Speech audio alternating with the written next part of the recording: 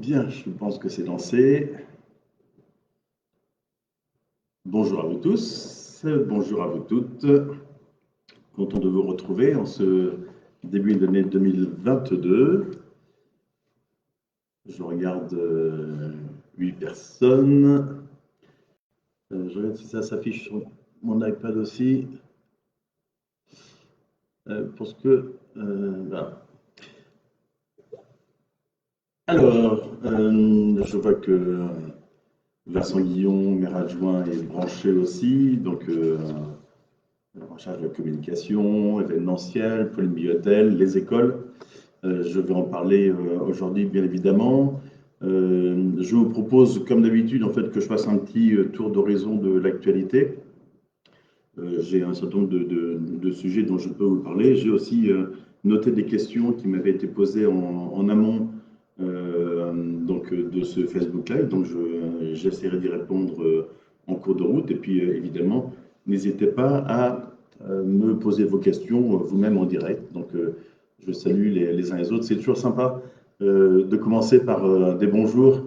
Comme ça, je vois aussi donc, Christine Caron, qui est aussi maire adjoint en charge de développement économique et du commerce.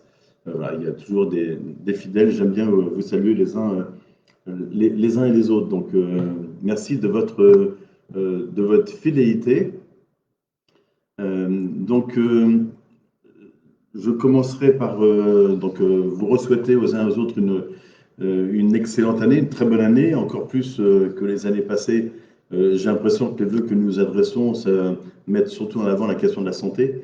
Donc pour nous, pour nos proches, bien évidemment, donc je n'y dérogerai pas non plus cette année. Donc c'est la santé avant tout, et je rajouterai quand même le fait que je souhaite également que le lien social, en fait, qui est un peu qui s'étiole, qui s'est étiolé beaucoup en fait durant ces 2 dernières années, même s'il l'était aussi avant, mais encore plus du fait de la pandémie, que ce lien social puisse être renoué entre les uns et les autres et que nous puissions à nouveau pouvoir faire des dîners chez soi pour recevoir des amis. On a besoin d'avoir ce lien social. Vous avez peut-être remarqué aussi tous les vœux traditionnels officiels, j'allais dire, de ces débuts d'année ont tous été annulés successivement par toutes les mairies et puis certainement aussi dans les sociétés et partout ailleurs. Donc j'en suis vraiment désolé. Donc ceux du 17 janvier que nous avions prévus à Viroflay sont également annulés, vous vous en doutez. Mais j'ai souhaité vous présenter mes vœux également dans un petit film d'environ 8 minutes qui est à voir, à revoir. En fait, j'y adresse mes vœux évidemment, et puis j'y évoque un certain nombre de dossiers sur Viroflay qui vont venir dans l'année 2022. Donc, voilà, je vous invite à le regarder. Il est sur Facebook, il est sur le site de la ville. Il est donc accessible à tout un chacun. Je continue à saluer les quelques élus aussi qui nous ont rejoints. Jean-Philippe Ollier, maire adjoint en charge de l'aménagement de l'espace public, notamment, donc, et qui pourront répondre à des questions éventuellement qui pourraient être posées en cours de route. Donc, ce film est à voir jusqu'à la dernière minute, je dirais jusqu'à la dernière goutte. Vous saurez pourquoi en le regardant. Et donc, j'évoque aussi dans ce film le fait que nous envisageons de faire une réunion publique le 17 février prochain. J'espère que nous pourrons la faire en présentiel à l'auditorium, mais sinon nous la ferons en distanciel comme l'année dernière. C'est une réunion publique de début d'année dans laquelle j'évoque justement là aussi de façon un peu plus précise les projets de l'année, et j'essaye aussi de répondre à vos différentes questions, mais on rentre plus dans le détail, et j'aurai peut-être une ou deux images, vidéos à vous montrer à ce moment-là. Donc soyez présents, je vais dire nombreux, le plus nombreux possible en fait, si ça se tient en présentiel, et le plus nombreux possible si ça se tient en distanciel. Donc c'est le jeudi 17 février, je crois que c'est à 20 h. Il y aura des affiches dans la ville qui vous le rappelleront.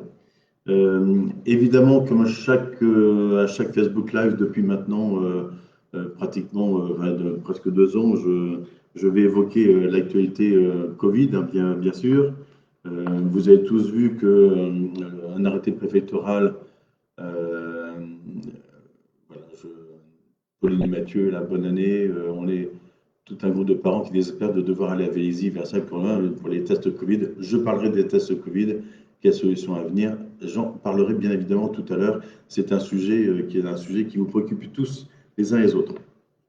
Donc la question, il y a un arrêté préfectoral qui stipule que Viroflay, comme beaucoup de villes des Yvelines, le, on impose le port du masque en ville, pas que en centre-ville, mais également en ville. Alors bien sûr, je vous demande de faire preuve de discernement lorsqu'on est dans une rue et qu'on est tout seul dans une rue. Bien évidemment, en fait, le masque a une utilité tout à fait limitée. Voilà, c'est aussi pour ça que la police municipale, en fait, simplement fait des rappels, mais en fait ne sera pas normalement amenée à verbaliser. Je n'ai pas donné ces consignes en tout cas de fermeté, mais lorsqu'il y a du monde, évidemment, mettez ce masque. Un point aussi sur la question des vaccinations. Les centres de vaccination sont ouverts. Il y en a un donc à Vélizy, à la salle Ravel, qui existait déjà et qui continue. Il y en a un aussi à Vélizy 2. Et j'ai aussi cette question qui m'a été posée sur la vaccination des enfants. Et donc, en fait, le centre de Vélizy procède à la vaccination pédiatrique. Je crois que c'est tous les mercredis de 10h à 17h. Il me semble bien que c'est aussi le dimanche, les 3 dimanches à venir, le centre est ouvert et donc en fait peut procéder à des vaccinations d'adultes et d'enfants.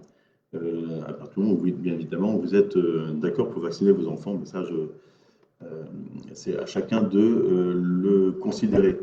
Ce qui est aussi important à savoir, c'est vous pouvez aussi prendre rendez-vous donc directement via Doctolib, mais vous pouvez aussi appeler la mairie pour que nous vous proposions des rendez-vous comme nous le faisions jusqu'à maintenant. Et donc, on avait pu vacciner ainsi plusieurs centaines de viroflésiens via les services de la ville, et que je remercie d'ailleurs encore au passage, en fait, pour le travail qu'ils font, le travail de relance, de rappel, et avec une réponse qui est souvent très, très rapide. Je voulais parler aussi de la situation dans les écoles, en fait, depuis la rentrée scolaire. J'ai un état qui m'a été donné par mon service scolaire, et depuis la rentrée de lundi dernier, 8 classes ont été fermées donc, pour cause, la plupart du temps, d'enseignants malades, Covid ou non. Donc c'est quand même 8 classes au total, réparties dans à peu près toutes les écoles de Viroflay. Quelques cas de Covid identifiés chez des enfants.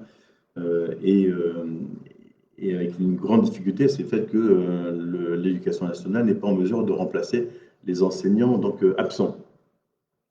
Nous avons à peu près les mêmes types de problèmes sur la gestion des activités périscolaires, puisque nous sommes comme tous les autres employeurs touchés par le fait que nos animateurs sont aussi sujets à une contamination par le Covid. Et nous avons, au 7 janvier, nous avions 13 animateurs absents sur 37 animateurs. Donc vous voyez, en fait, c'est un chiffre tout à fait important. Donc ils sont soit positifs, soit à cas contact. Et donc c'est une vraie problématique. Nous essayons de maintenir autant que possible les activités périscolaires, mais je sais que j'ai certains collègues, pour en discuter avec eux, et notamment par WhatsApp en temps réel, je sais que certains collègues maires ont d'ores et déjà décidé de réduire le service en centre de loisirs pour toutes les activités périscolaires. Nous n'envisageons pas de le faire pour le moment, mais si la situation venait à s'aggraver, ce serait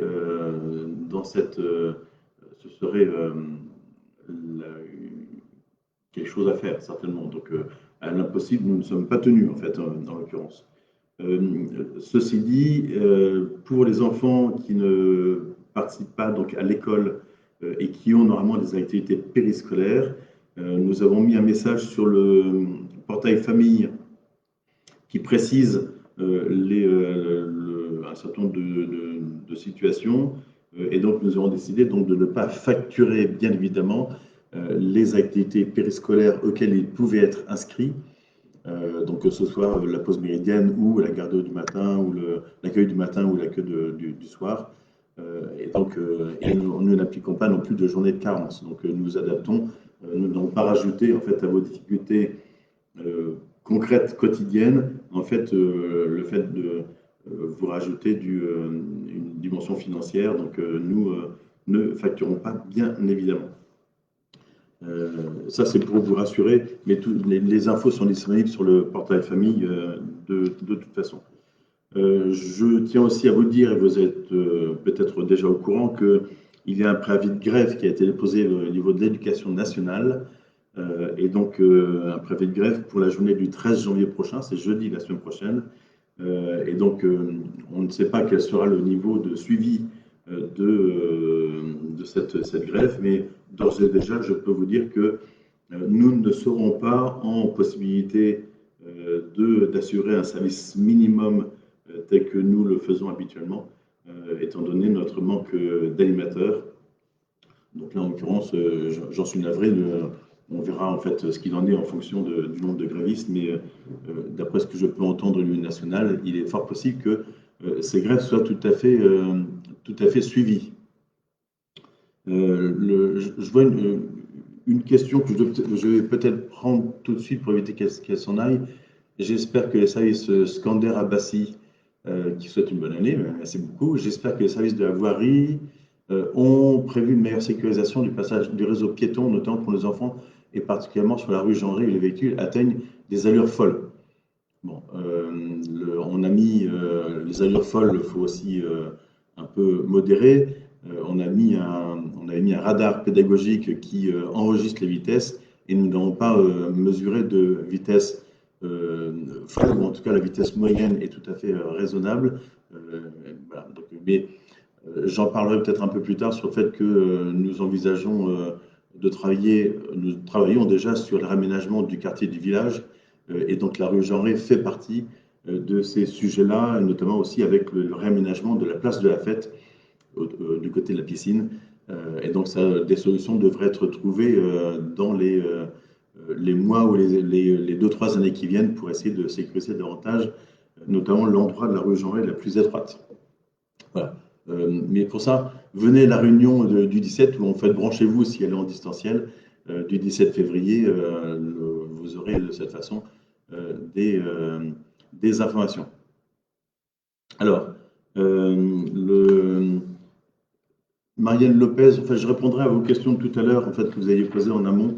La question du stationnement des véhicules des riverains, c'est toujours une question en fait qui se pose. Oui, je vais donner des consignes à la police municipale et aux agents de surveillance de la voie publique, en fait, d'être plus attentifs, en fait, de ne pas accentuer la verbalisation, hormis dans les zones qu'on appelle zones rouges, qui sont les quartiers commerçants, dans lesquels on tient absolument à ce que la rotation des voitures puisse se faire pour permettre aux commerçants de garder leurs clients et aux clients de pouvoir venir se garer tout en assurant la rotation. Donc là-dessus, effectivement, on peut relâcher un peu la pression qui n'est pas non plus très forte sur le bureau fait.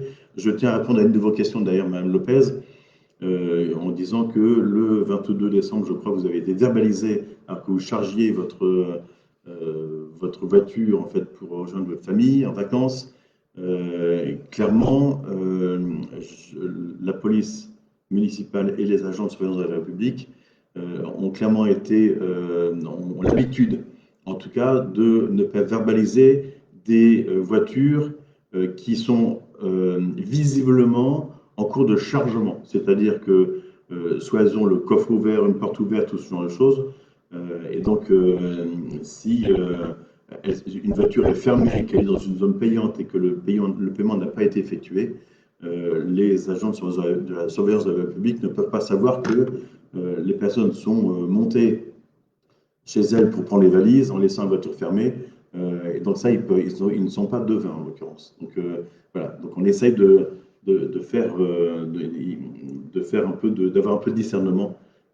Et je peux vous dire qu'ils le font de façon générale. Sur la question des parkings souterrains gratuits, non, en fait, ils ne seront pas gratuits. Hormis le parking du marché, je vous rappelle, il y a une heure gratuite dans le parking du marché. Et donc là-dessus, en fait, nous maintenons les règles habituelles. Les deux parkings souterrains concernés, c'est les parkings donc, du marché, du centre-ville et le parking de la bibliothèque. Donc là-dessus, pas de parking souterrain gratuit. À cause du télétravail, je rappelle que le télétravail, le gouvernement incite à faire du télétravail dans les entreprises pour une durée de 3 semaines pour le moment. Voilà. Je reviens un peu sur la question des écoles dont j'en ai parlé. On a évoqué la question de ventilation des classes. En fait, les enseignants appliquent systématiquement la ventilation des classes un quart d'heure toutes les heures. Donc là-dessus, ils appliquent très bien les protocoles. Toutes les fenêtres des classes peuvent s'ouvrir. Donc il n'y a pas de souci de ce côté-là. Vous êtes tous confrontés, si vous avez des enfants, vous êtes tous confrontés aux questions de cas contact de vos enfants lorsqu'il y a un cas de Covid identifié dans une classe et à la difficulté d'appliquer le protocole. Vous avez déjà vu que le protocole a déjà changé cette semaine, donc au bout de 3-4 jours d'application, puisque, comme vous le soulignez, les laboratoires, les pharmacies sont engorgés pour faire les tests. Que ce soit des tests antigéniques ou des tests PCR, c'est encore pire.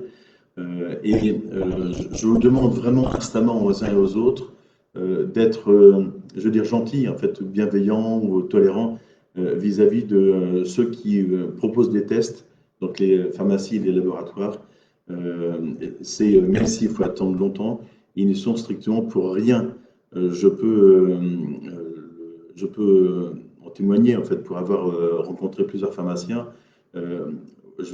Rendez-vous compte, en fait, en plus de leur travail habituel qu'ils faisaient il y a 2 ans, ils sont obligés maintenant, enfin, ils font des tests, ils font les vaccinations, en plus, et avec des grandes difficultés à trouver du personnel pour assurer leur mission nouvelle et leur mission première de distribution des médicaments. Donc, soyez les plus sympas possibles parce que je connais des pharmaciens qui en sont presque à réfléchir à supprimer les tests sans rendez-vous et donc à mettre en place des rendez-vous.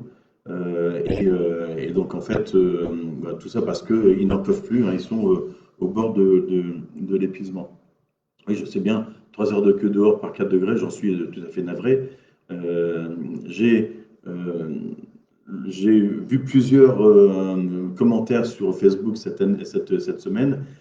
La ville de Viroflay a fait d'ailleurs une réponse en fait argumentée, notamment des personnes me disant et comment ça se fait que le centre de test de Dieu-le-Veut n'a pas rouvert. En fait, je vais vous donner l'explication, elles ont déjà été données sur Facebook. C'est assez simple, c'est le fait que ce centre qui était localisé dans des locaux municipaux que nous prêtions gracieusement au laboratoire, a été donc fermé après presque, je crois, 18 mois de fonctionnement. Il a été fermé à la rentrée de septembre dernier. Et le laboratoire n'est plus en mesure de rouvrir un centre déporté de ce type-là, étant donné qu'il manque de personnel. Déjà, le laboratoire m'a fait savoir qu'ils avaient déjà fermé un autre site, labo lui-même, je crois que c'est du côté d'Ercé Grand Siècle, il y a quelques mois. Ils ont rapatrié du personnel sur le labo de Viroflay, que nous avons toujours, il n'y a pas de possibilité, en fait, pour eux, en tout cas, d'augmenter la cadence et d'ouvrir un centre délocalisé. Je pense avoir répondu à la question de Maya Polka qui vient de la poser, comment se positionne le labo. Ma directrice générale a eu son directeur qui m'a donné, qui lui a indiqué qu'il était strictement dans l'impossibilité donc de le faire, et donc il essaye de gérer au mieux ces questions de tests. je peux vous dire en fait que lorsque vous regardez les réseaux sociaux, hein, Pauline et Mathieu, lorsque vous regardez les réseaux sociaux dans toutes les villes, le problème se pose partout. Et donc, si les pharmacies de Boulogne sont organisées, ben, très bien. En fait, je ne sais pas comment elles font. Je sais qu'à Paris, certaines pharmacies permettent de faire des tests facilement.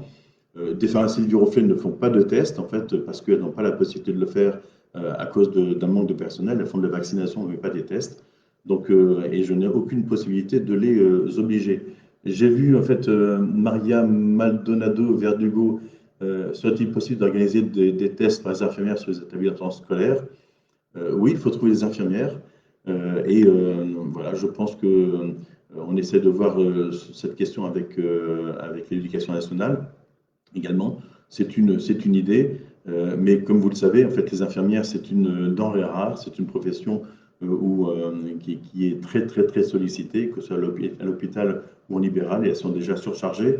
Et je vais vous donner un autre élément. Moi, j'écoute la radio régulièrement, encore ce matin, en fait, la question de la pénurie, en fait, de la difficulté de trouver des lieux pour faire des tests, en fait, se pose partout en France, et encore plus dans les zones denses. Et j'ai moi-même appelé la directrice de l'ARS, l'Agence régionale de santé, et je l'ai eu mardi dernier au téléphone. Elle sortait d'une cellule de crise au cours de laquelle la question des tests avait été posée, hein, pas uniquement la question de la vaccination, mais la question des tests a été posée. Elle m'a indiqué deux choses. Le fait que le taux d'incidence explosait, en région Île-de-France, le taux d'incidence est de 3140 cas pour 100 000 habitants. On n'a jamais atteint de tel niveau de taux d'incidence. Donc, ce qui fait que, évidemment, avec le protocole qui existe, évidemment, beaucoup d'enfants sont concernés. Mais ça, les protocoles, je n'y suis pour rien. Elle m'a indiqué aussi que près de 2 460 000 tests avaient été faits cette semaine-ci, donc en Île-de-France, qui est un chiffre tout à fait considérable. Donc, ça veut dire qu'on arrive quand même à faire des tests, mais s'il faut attendre. Et chose plus grave également, c'est le fait qu'elle m'indique qu'on sera certainement, la France risquait d'être certainement en manque de réactifs pour les tests. Ça veut dire que même si on fait des tests, en fait, on n'a pas le produit réactif pour avoir affiché les petites barres. Donc en fait, le réactif commence à manquer de la même façon qu'il avait manqué en début de crise sanitaire, étant donné le nombre de tests qui nécessitent d'être réalisés. Donc manque de réactifs, manque de personnel qualifié en fait notamment sur les plateformes techniques des laboratoires pour les tests PCR, ce qui fait que évidemment parfois on a des attentes de plus d'une semaine avant d'avoir la possibilité d'avoir un rendez-vous pour faire un test PCR. Et les laboratoires, tout comme les pharmacies, sont également touchés par le phénomène de contamination lié au Covid. Et donc, un certain nombre de personnels sont en arrêt, et ce qui aggrave la difficulté de pouvoir faire les tests et de faire analyser ces tests. Donc, vous voyez, en fait, il y a une énorme difficulté, et moi, je suis prêt à remettre le centre Dieu le veut en fonctionnement, mais je n'arrive pas à trouver le personnel nécessaire. Évidemment, un centre de test est forcément géré soit par un laboratoire, soit par une pharmacie. Je sais qu'une mairie essaye de voir comment elle peut ouvrir un centre de test de façon autonome. On prend des contacts avec elle pour essayer de voir la façon dont ça pourrait se faire, mais je crains que ce soit extrêmement compliqué à faire. Et en discutant aussi avec l'ARS, la directrice de l'ARS, elle me disait qu'une de ses difficultés, c'était de savoir sur quelle priorité il fallait se baser. On nous demande d'ouvrir des centres de vaccination, donc ce sont des infirmières, ce sont des médecins, principalement en fait qui font ces choses-là. ces vaccinations, mais ce sont également les mêmes qui peuvent faire les tests. Donc en fait, ils sont mobilisés d'un côté et ne peuvent pas être mobilisés de l'autre. Mais par ailleurs, on se rend compte que les centres de vaccination ne sont pas surchargés.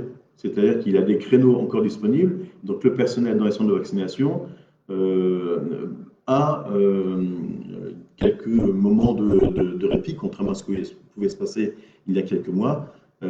Donc en fait, et mardi dernier notamment, dans les Yvelines, il y avait 20 000 créneaux de vaccination qui n'étaient pas utilisés, qui n'étaient pas remplis. Donc vous voyez, en fait, et elle se pose la question au niveau de l'ARS de éventuellement regrouper dans des centres de vaccination également des centres de tests pour faire en sorte que les personnels qui y sont, puissent avoir cette forme de polyvalence en fonction des besoins et de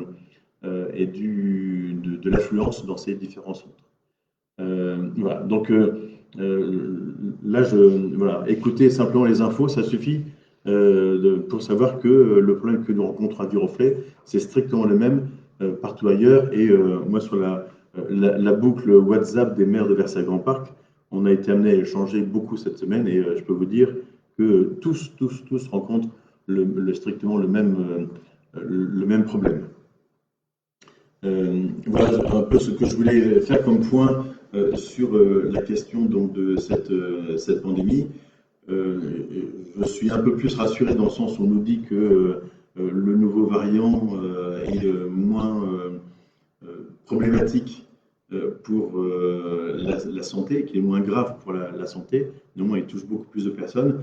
Et touchant plus de personnes, en fait, il peut toucher des personnes qui auraient des prédispositions à faire un cas grave de Covid, voire un Covid long, ce genre de choses. Donc voilà, je suis persuadé que la vaccination peut avoir un effet tout à fait positif. Donc moi, je vous invite et je vous incite à vous faire vacciner au maximum. Donc c'est un des moyens de s'en sortir, sauf à s'isoler, mais l'isolement, de toute façon, ne peut pas durer. Voilà, voilà, pour essayer de répondre à l'ensemble des questions de vos problématiques. On a conscience de tout ça, mais vous voyez bien que tout le monde, mais je peux vous le dire très clairement, tout le monde fait ce qu'il peut et ne soyez pas agressifs vis-à-vis des uns et des autres, notamment sur les réseaux sociaux, hein, mais également dans les lieux en fait, qui se mettent à votre disposition. Et au contraire, dites un mot gentil, je préférerais. Sur les questions de spectacle, je vois Aurélie Fauchard, en fait, la troupe du CIA, qui est une troupe d'improvisation, qui fait des spectacles assez sympas sur Viroflay. J'espère qu'ils pourront être maintenus. Je ne suis pas persuadé qu'ils puissent l'être.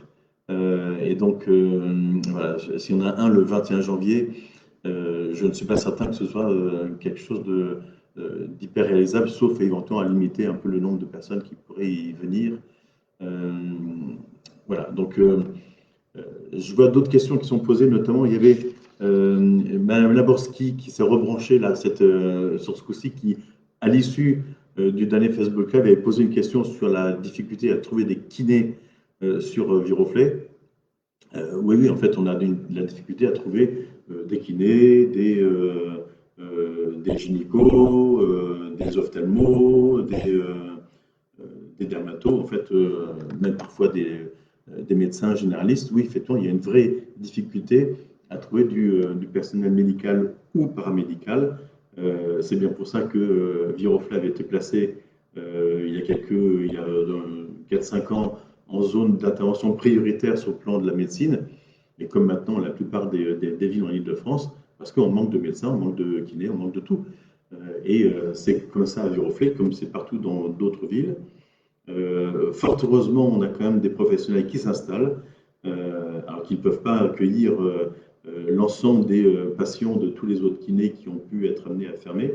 Mais il y a un cabinet de kinés qui s'est installé au-dessus du marché, et donc avec une jeune kiné, Madame Delarue, et qui cherche à regrouper autour d'elle en fait un certain nombre de professionnels.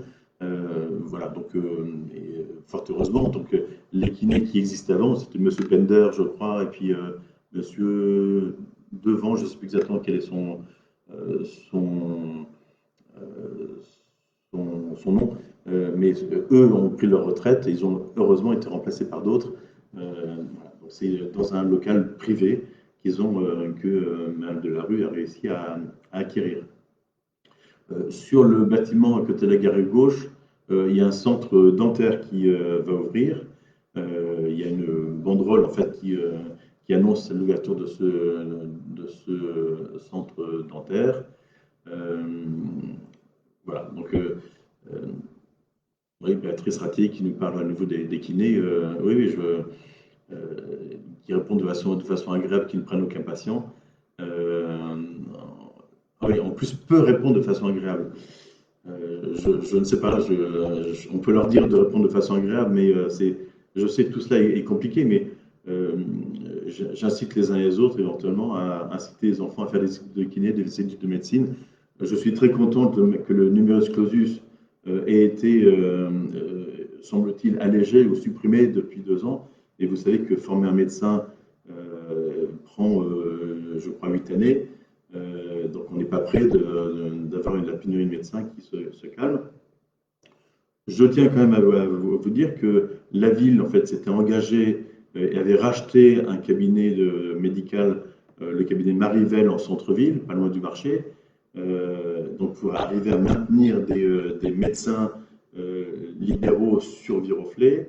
Nous sommes en cours de rachat également d'un autre local dans le quartier Verdun, dans lequel nous pourrions installer à nouveau 3 médecins. Encore faut-il qu'on les trouve, ces 3 médecins. Voilà, le rachat devrait se faire en cours de premier trimestre et certainement avec la suite de travaux, certainement ouvrir à l'été prochain. Voilà, donc on fait tout ce qu'on peut pour arriver à le faire. Voilà, c'est quand même racheter un cabinet médical, c'est plusieurs centaines de milliers d'euros. Et après, nous louons les cabinets, nous les louons à des loyers extrêmement attractifs pour faire en sorte de pouvoir attirer les médecins sur Viroflay. Nous ne sommes pas les seuls à le faire. Donc nous nous battons tous les jours pour le faire. Je salue d'ailleurs Vincent Guillon, maire adjoint, qui est en charge de ce travail-là et qui est un travail assez compliqué, je peux vous en assurer. Donc voilà, cette question du médical, en fait, est une vraie question.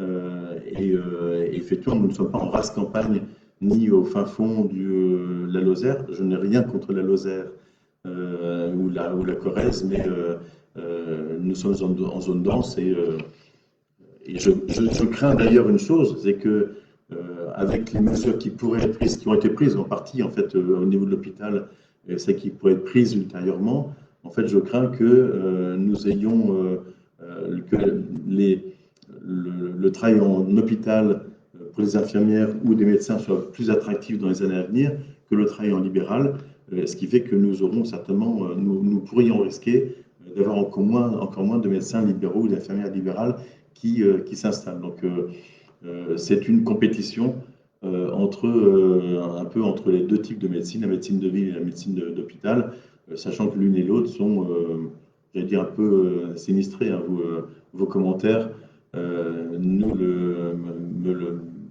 font bien apparaître, en tout cas. Mais ça, je ne le savais pas. Est-ce que le docteur Motiron est en activité? Je ne sais pas. Je ne crois pas qu'elle soit encore en activité, mais c'est la rhumatologue qui était au-dessus du marché. Je ne suis pas persuadé qu'elle soit encore en activité, mais je sais qu'elle se branche de temps en temps sur le Facebook de Viroflay, donc peut-être qu'elle pourra y répondre elle-même. Voilà, Vincent Guillon signale qu'elle a arrêté son activité. Voilà. Donc, Sophie Chevigny, vous venez juste de vous brancher, mais j'ai déjà répondu à la question du centre de dépistage rue Nicolas Niquet, qu'il est impossible de rouvrir faute de personnel adéquat et aucune pharmacie et aucun laboratoire ne souhaite ouvrir un nouveau centre parce que ce n'est que uniquement à partir d'eux que nous pouvons ouvrir un centre et les locaux sont disponibles pour l'instant. Tant que nous ne faisons pas les travaux, pour y loger le futur Arcado. Donc, les locaux sont disponibles, mais nous ne trouvons pas le porteur, en tout cas, de ce projet. Voilà, je vais passer à d'autres types de questions, peut-être qui m'avaient été posées, donc de façon un peu plus générale.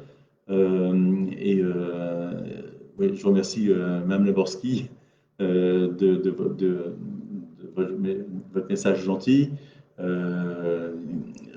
Quelqu'un d'autre disait, parlait de la piscine tout à l'heure, du CAB, en disant que c'était un magnifique centre aquatique. Oui, ça je peux vous confirmer que c'est un super centre aquatique.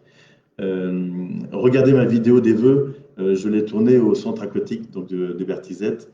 Voilà, il y a une petite surprise à la fin, donc n'hésitez pas à aller la voir et à liker si vous appréciez ce type de communication.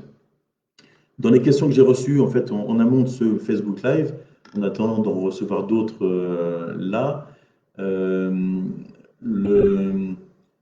regarde. Il y a un vrai problème de crèche municipale à Viroflay où les places sont trop limitées. Là, nous sommes dans le même cas de figure. En fait, c'est à Viroflay comme dans beaucoup d'autres villes. Et donc, nous sommes en train de construire une crèche sur le terrain en face du garage Peugeot. C'est une crèche qui se substituera à la crèche qui se situe actuellement sous la salle du Noël de Segonzac. Et donc, on a vraiment une difficulté. J'ai entendu le président de la République indiquer qu'il voulait créer 100 000 places de crèche dans les 5 ans à venir. Ça montre peut-être quelque chose pour les prochaines élections. En tout cas, le problème, ce n'est pas de créer des places de crèche, c'est de les financer. Et une place de crèche, je le rappelle pour tous, coûte en coût complet aux alentours de 18 000 € par an. Et uniquement la moitié est prise en charge par les parents et la CAF. Le reste, soit entre 9 et 10 000 € par an, par berceau, est supporté par la ville, donc en fait sur les impôts. Et je vous rappelle que nous n'avons plus de taxe d'habitation sur Viroflay. Nous avons une taxe foncière, mais plus de taxe d'habitation. Donc c'est un vrai sujet. Moi, j'aimerais bien pouvoir créer des places de crèche complémentaires. Mais c'est un coût de fonctionnement tout à fait considérable. Voilà. Donc, pour faire face, je reviens sur la question médicale. Quelqu'un pose la question. Alors, des vœux sans doublure. Oui, c'est sans doublure la vidéo de vœux. Gérer des locaux, Pauline et Mathieu, gérer des locaux, dans les locaux, une aide aux parents, fourniture et aide avec les autotests, par exemple. Alors, les autotests, vous avez pu remarquer aussi que les autotests, il y a des pharmacies qui n'en ont plus. Les grandes surfaces sont autorisées à en vendre sur le mois de janvier, mais elles rationnent les autotests. Et notamment à Auchan, je sais que c'était une boîte d'autotests, une boîte de 5 par caddie, par client. Je sais que Leclerc de Bois d'Arcy, ils étaient en rupture et ils ne savaient pas quand ils allaient en retrouver. Donc les autotests, c'est exactement le même type de problème. Donc je vois quelqu'un d'autre poser une question sur, pour faire face à la pénurie de personnel soignant en ville, est-ce qu'une création d'une communauté professionnelle territoriale de santé, une CPTS, serait pertinente? Mais créer cela, ça se fait avec ce sont les libéraux, hein. Ce sont les libéraux qui créent cette CPTS, et donc il faut avoir des libéraux, hein. C'est aussi simple que ça. Donc je suis preneur de tous les libéraux possibles. Quand je vois, excusez-moi, je reviens sur la question des crèches, hein, c'est un peu tous azimuts, mais j'essaie de répondre au fur et à mesure. Je vois Marine AFT, les crèches sont chères sur Viroflay en effet. Nous payons le double par rapport à Paris pour une même année fiscale. Pas d'aide pour les parents à petit revenu, je suis désolé, mais les crèches, en tout cas les crèches municipales de Viroflay, sont au barème CAF. Et donc le barème CAF, c'est le barème CAF qui s'applique sur l'ensemble des crèches subventionnées par la CAF. Et donc en fait, nous ne pouvons pas y déroger, donc je ne vois pas comment ça peut être le cas. Et la crèche, le tarif est basé sur les revenus des parents. C'est un taux d'effort. Et donc, quand les parents ont des faibles revenus, le coût est faible. Quand les parents ont des revenus importants, le coût est plus élevé. Et effectivement, lorsque on a des revenus importants, là, je pense que le coût d'une crèche collective peut être tout à fait important pour les parents. Il y a un mécanisme en fait dans lequel je ne vais pas rentrer, mais qui s'appelle la prestation de service unique, où la CAF nous garantit un niveau de recettes minimum. Lorsque un parent paye au tarif le plus bas, la CAF compense pour arriver à ces recettes minimum. Et si les parents payent le tarif maximum, en fait, la CAF ne donne pratiquement pas d'aide à la ville pour faire en sorte d'avoir toujours le même montant issu de la CAF et des parents. Donc ça ne change rien du tout. Et on ne peut pas dire que les crèches soient chères à Viroflay, sauf si vous êtes dans les crèches privées qui sont des micro-crèches. Mais là, en l'occurrence, elles pratiquent des tarifs qui vous permettent après de bénéficier je crois, d'économies d'impôt, en fait, de crédit d'impôt sur la somme que vous payez.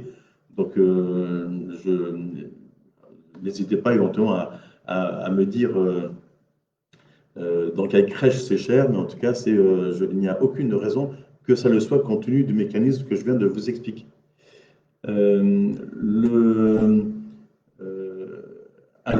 Où sera installé le futur mur d'escalier et quand sera-t-il livré? Gaël Serin-Grosjean, venez vous assister à la réunion publique sur les grands projets de Viroflay, donc du 17 février. Nous en parlerons et nous pourrons peut-être vous passer une vidéo, puisque ce sera au gymnase des Prés-aux-Bois. Nous pourrons, il y a une vidéo en fait du projet qui a été réalisé et je pense que nous pourrons vous la passer à cette occasion avant de la mettre en ligne certainement pour faire un peu rêver les uns les autres. C'est quand même un projet qui approche les 7 500 000 euros de travaux au total, pas que la salle d'escalade, hein. C'est un projet beaucoup plus large, notamment un projet qui vise aussi à isoler thermiquement le bâtiment du gymnase existant pour le rendre plus performant sur le plan énergétique. Je vois une question. Le stationnement payant avenue Général Leclerc, pourquoi? Parce que c'était une anomalie que sur un secteur l'avenue du Général Leclerc, le stationnement ne soit pas payant. Il l'était depuis Chaville jusqu'à peu près aux arcades, et un peu après les arcades. Et ensuite, il le redevenait à partir du Nissan jusqu'à la place Louis XIV.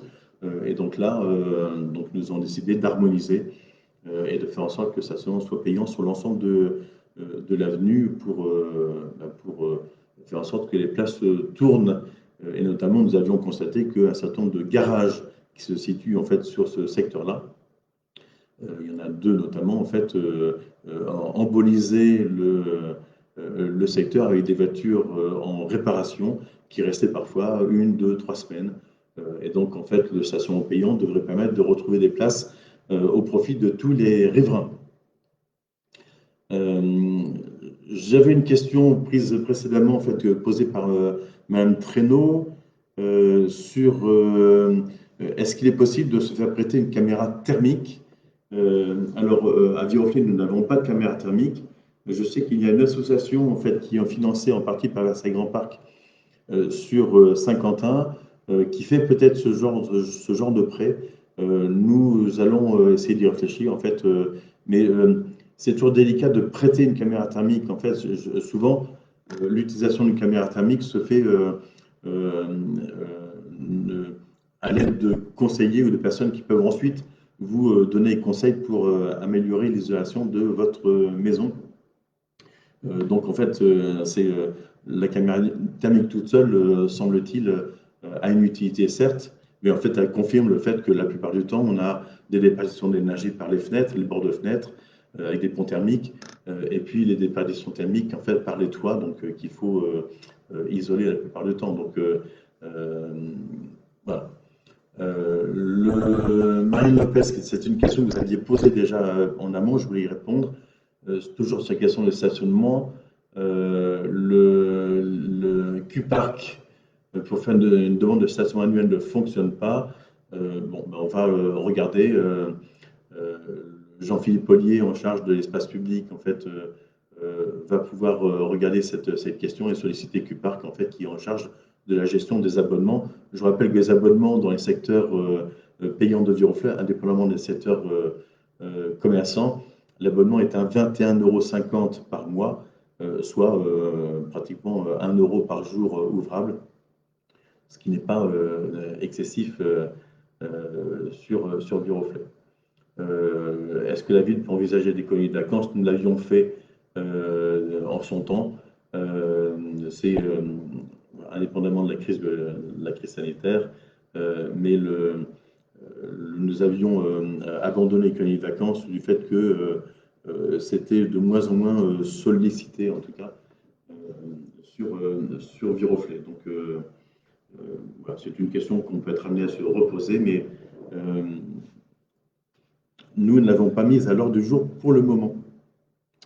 Mme Traîneau avait posé une autre question en amont, qui était de savoir s'il y avait une date pour l'enquête publique sur le réaménagement du village. Alors, le réaménagement du village qui est en cours de réflexion ne sera pas soumis à une enquête publique. Il fera l'objet d'une discussion au cours de la réunion publique du 17 février, nous en parlerons. Et il est actuellement en discussion sur son aménagement à l'aide d'un groupe de Viroflaysiens, riverains, des commerçants qui ont été invités, plus les élus et des élus, notamment des groupes minoritaires, pour réfléchir au quartier village qui se situe donc entre la gare rive gauche, la mairie et le conservatoire. C'est à peu près le périmètre. Et donc c'est avec ce groupe de Viroflaysiens que nous réfléchissons aux différentes solutions qui pourraient exister. L'idée étant d'améliorer le contexte, en fait, le contexte dans un quartier qui est le quartier historique de Viroflay, et un contexte paysager en l'occurrence, mieux travailler sur le stationnement, qui est un stationnement en épi qui prend beaucoup de place, et retrouver de la place sur les trottoirs, notamment pour pouvoir y mettre des terrasses de façon un peu plus importante, notamment pour le laverie-café, mais pas uniquement. Et notamment travailler sur les questions donc de circulation. Et donc une des questions qui se posent, c'est la question du tronçon de la rue Jean Rey entre l'église Saint-Eustache et le conservatoire, où dans les hypothèses, nous envisageons peut-être de mettre ce tronçon-là en sens unique, voilà, pour pouvoir avoir des trottoirs plus larges. Mais ça, nous en rediscuterons. Je sais qu'il y a des personnes qui y sont opposées, un certain nombre de personnes qui y sont favorables. Donc, il faut qu'on trouve le meilleur moyen possible. Voilà.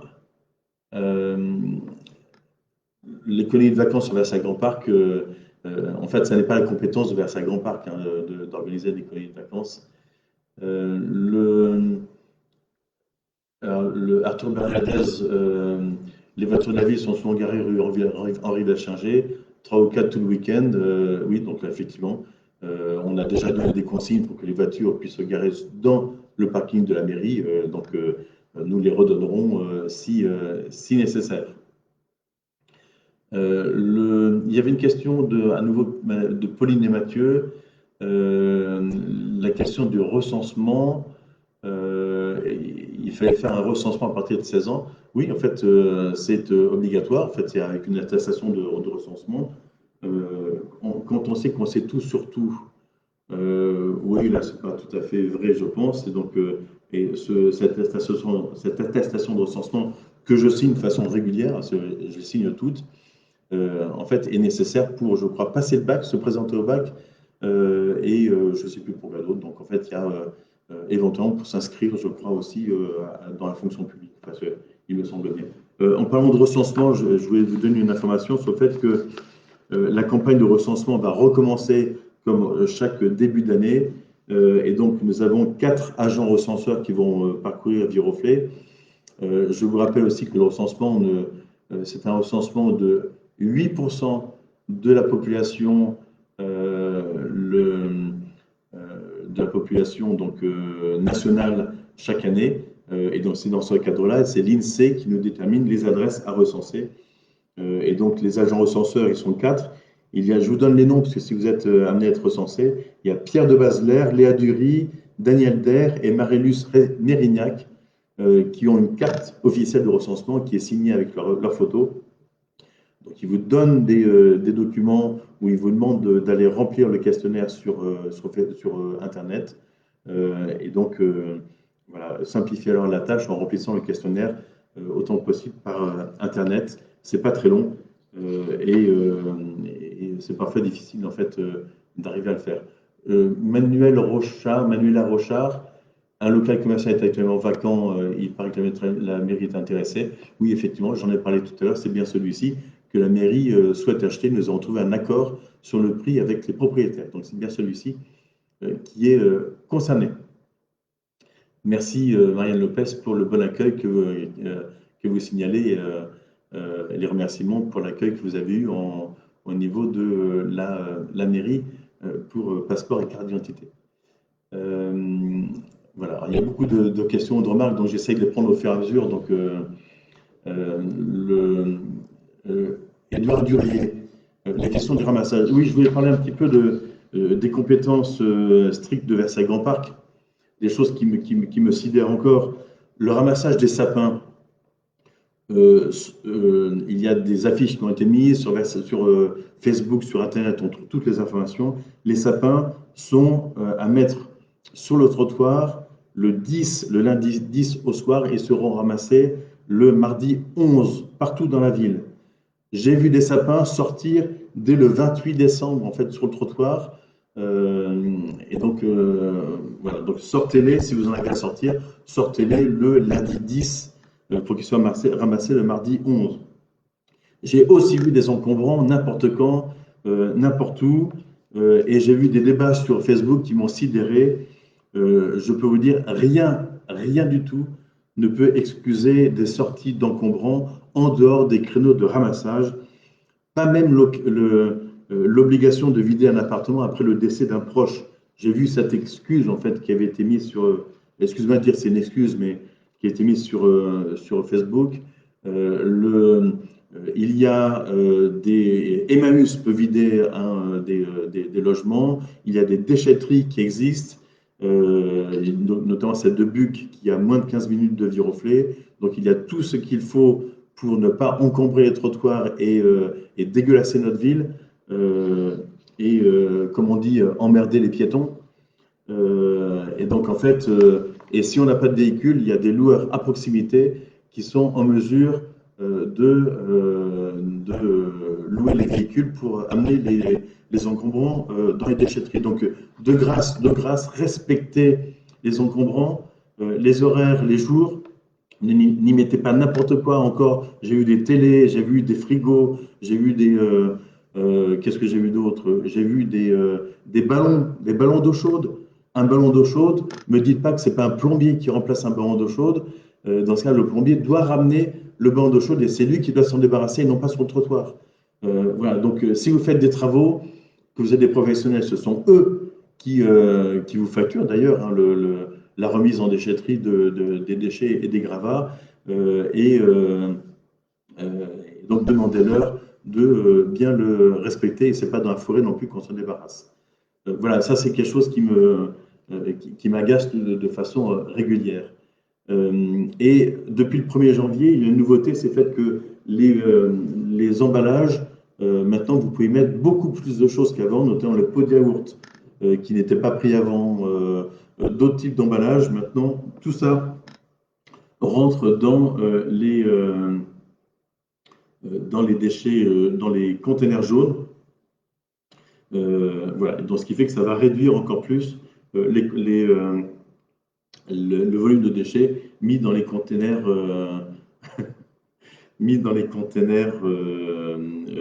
Bordeaux. Éric Lambert, on a envie d'emmerder les pollueurs. Je ne sais pas ce qui vous fait dire ça, mais tiens, je vais liker aussi, il n'y a pas de raison. Et puis l'autre question qui était posée plus précisément, c'est la question des horaires. Je peux vous dire que la question des horaires, vous dites en fait qu'on a du ramassage qui se fait dans les heures de pointe dans certains quartiers. Jean-Philippe Ollier vous a répondu. Le ramassage se fait dorénavant à Viroflay le matin, comme dans d'autres villes de Versailles-Grand Parc. Et il faut bien commencer le ramassage à une heure donnée. Ça commence à 5h, 5h15, 5h30 du matin, et ça se finit généralement aux alentours de 13h pour collecter tout Viroflay. Et les camions vont ensuite dans d'autres communes, ils vont refaire le plein et tout ça. Ils vont dans d'autres communes et ils commencent aux alentours de 18h dans d'autres communes pour finir à minuit, 1h du matin. Plusieurs Viroflaysiens me font part du fait que c'est l'heure de pointe le matin, mais on a aussi des heures de pointe le soir. Et le fait que certains Viroflaysiens sont réveillés le matin tôt, beaucoup sont aussi réveillés lorsque c'est le soir, sont réveillés alors qu'ils viennent de s'endormir par du ramassage tardif. Donc il n'y a aucune solution concrète. Je sais que Jean-Philippe Ollier est très investi sur cette question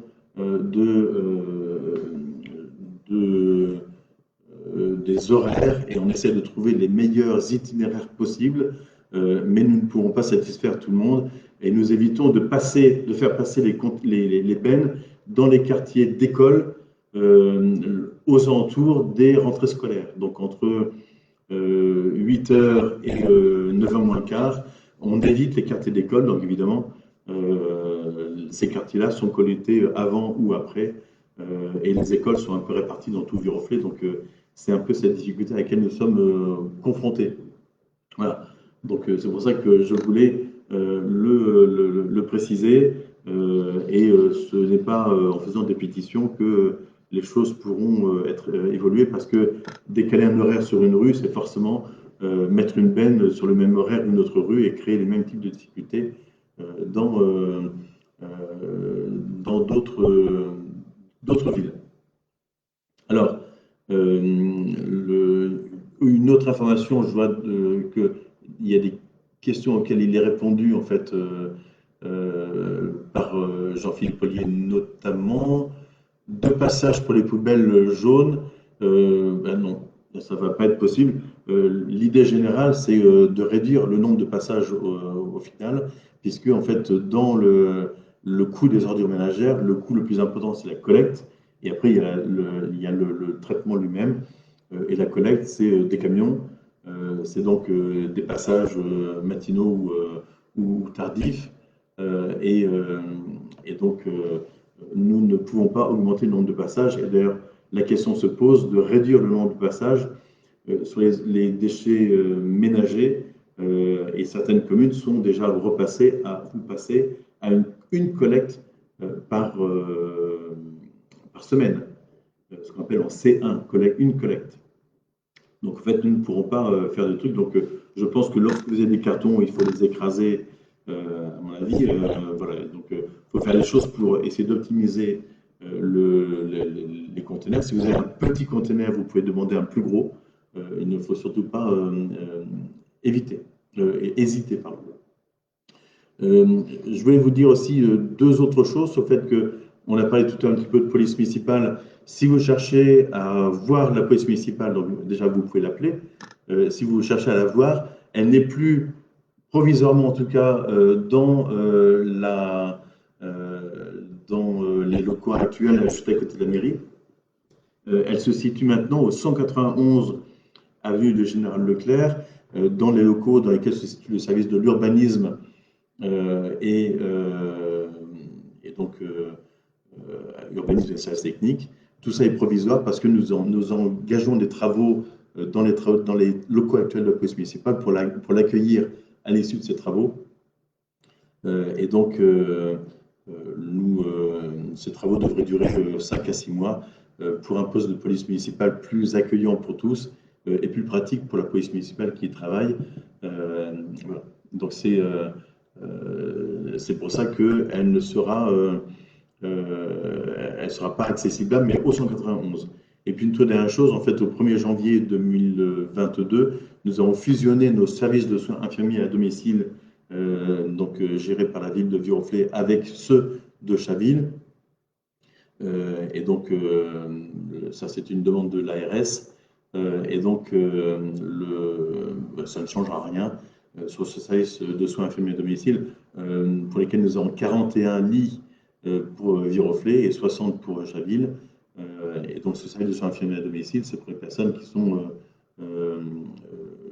souvent gravement malades, en fait, et que nous suivons sur toute l'année.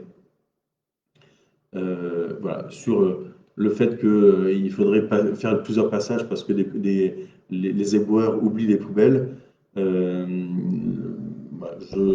ne sais pas, c'est pas parce que certaines poubelles sont oubliées qu'il faut doubler le nombre de collectes. S'il y a des poubelles oubliées, on peut le signaler, mais je vous rappelle aussi que la plupart des équipages d'éboueurs en fait, qui tournent sur Viroflay sont les mêmes équipages que ceux qui tournaient avant avec Nicolas, puisque le droit du travail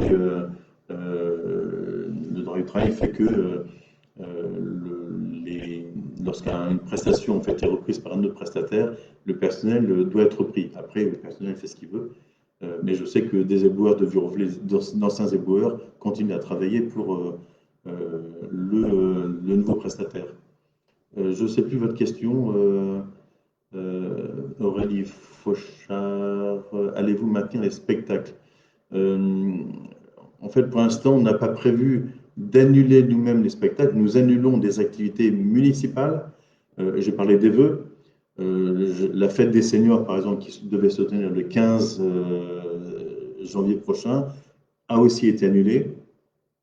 Nous allons faire les choses en distanciel. Le prochain conseil municipal se fera en présentiel pour les élus municipaux. Pour l'instant, je n'ai pas encore défini si le public pouvait y venir ou pas. En tout cas, il continue à être diffusé, je crois que c'est une réponse à une des questions, il continue à être diffusé en direct sur Facebook et sur le site de la ville. Donc, normalement, c'est le cas. Donc, je voyais Sébastien Chlebowski qui demandait, mais en fait, c'est déjà le cas, donc il n'y a pas de raison de ne pas pouvoir y accéder. Je regarde s'il y a une autre question. L'avenir n'est pas d'augmenter le nombre de poubelles passables, mais de réduire nos déchets. Oui, c'est exact. Voilà, c'est la question, et Jean-Philippe Boilly vous répond aussi sur la question des déchets. Je dois dire aussi que sur les déchets, même y compris les déchets recyclés, nous touchons dans le temps les subventions parce que nous recyclions pas mal de choses et les entreprises de recyclage, il y avait un système qui nous reversait de l'argent. Ce système-là est en train de s'épuiser et donc il n'y a plus d'argent qui est reçu, donc on fait du recyclage et malheureusement, en fait, ça ne rapporte plus rien. C'est une vraie question. Donc, des dispositifs mis en place pour inciter disparaissent quelques années après.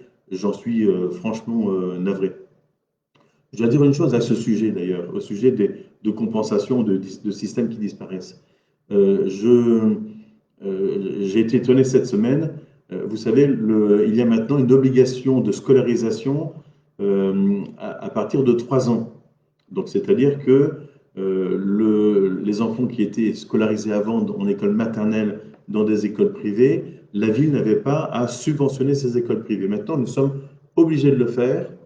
Et l'État, à l'époque, quand ils ont créé cette mesure, avait dit qu'ils allaient compenser à l'euro les sommes que les villes allaient devoir verser aux écoles privées pour les élèves en maternelle. Ce n'est pas du tout le cas, je peux vous le dire. Je crois que sur Viroflay, en fait, le surcoût doit être de l'ordre de 80 000 € pour Viroflay, et nous venons de recevoir le remboursement par l'État qui est de l'ordre de 30 ou 38 000 €. Voilà, donc en fait, encore une fois, l'État ne tient pas ses promesses. Je dis l'État, hein, je pourrais dire le gouvernement, mais souvent, en fait, les gouvernements, quels qu'ils soient, en fait, faisaient des promesses qui ne tenaient pas. Et donc, là, en l'occurrence, je m'insurge contre une mesure qui a été prise il y a maintenant 2 ans, 3 ans, et qui, en fait, encore une fois, fait l'objet de restrictions budgétaires, certainement. Voilà, donc ça fait partie de ces sujets où on nous dit quelque chose et en fait, on fait le contraire. Voilà, toute dernière question que je prends, qui était une question qui avait déjà été posée en avant-phase par Marianne Lopez, la souffleuse. Je suis heureux, excusez-moi, Mme Lopez, je suis heureux de vous entendre dire que la soufflette passe quasiment tous les jours dans le quartier entre les arcades et Versailles. Parce que j'entends aussi dire des gens qui me disent ce quartier est oublié et les trottoirs ne sont pas propres. Donc je ne sais pas exactement où se trouve la vérité. Je sais que effectivement maintenant toutes les prestations qu'on peut avoir en fait de nettoyage des rues se font à l'aide des soufflettes, qui sont maintenant de plus en plus des soufflettes électriques, donc qui font moins de bruit et qui polluent moins, qui ne polluent pas que les soufflettes thermiques. Là aussi, il faut bien qu'elles passent en fait dans tous les quartiers. Nous sommes munis également de glutons. Ce sont des appareils, des aspirateurs et qui circulent dans la plupart des quartiers de Viroflay.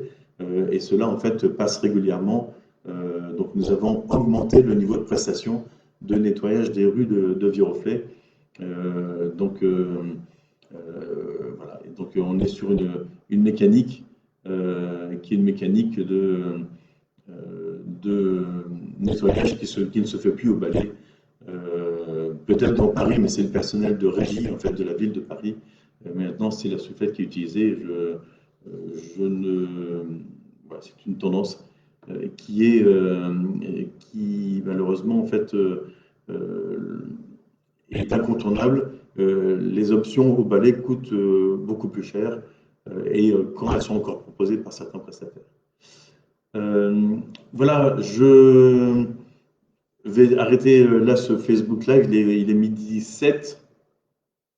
Et donc, je vais m'arrêter. On pourrait durer encore longtemps. Donc, je vous rappelle les rendez-vous importants. Donc, le 27 décembre, pardon, le 27 janvier, il y a un conseil municipal, donc public ou pas public, mais en tout cas retransmis normalement sur les réseaux sociaux. Le 17 février, là aussi, en présentiel ou en distanciel, réunion sur les grands projets de la ville où on parlera du village, où on parlera du gymnase des Prés-aux-Bois notamment.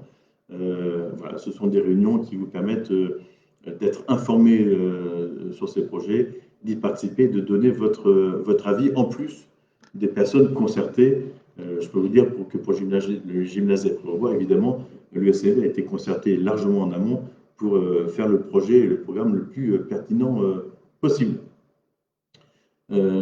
Voilà, merci à vous de votre fidélité, de votre attention, de vos réactions, voilà, et donc des discussions qui se font entre vous. J'espère avoir répondu à l'intégralité de votre question. Prochain Facebook Live, donc début février, je n'ai pas encore la date. Voilà, nous étions plus de 70 aujourd'hui en simultané, vous êtes encore 66. Voilà, je vous souhaite encore, je vous adresse tous mes voeux très chaleureux de bonheur, nager dans le bonheur comme notre carte de vœux et notre affiche fait de vous le demande, vous le suggère en tout cas. Et regardez la vidéo des vœux, vous y apprendrez certainement des choses.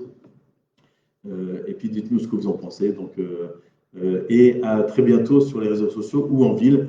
J'étais au marché ce matin où j'ai pu rencontrer un certain nombre d'entre vous et de commerçants, notamment. Merci beaucoup. Aussi, une chose que excusez-moi, il y a une exposition à Dunoyer, à la salle Dunoyer ce week-end, organisée par l'association des cartophiles, qui vous propose une sorte de promenade dans les rues de Viroflay à partir de cartes postales anciennes. Je pense qu'elle est tout à fait intéressante. Je pense y aller, moi, cet après-midi ou demain après-midi. Voilà, vous pouvez y aller tant que c'est ouvert. Allons-y. Merci à vous tous et encore très bonne année à vous. Au revoir.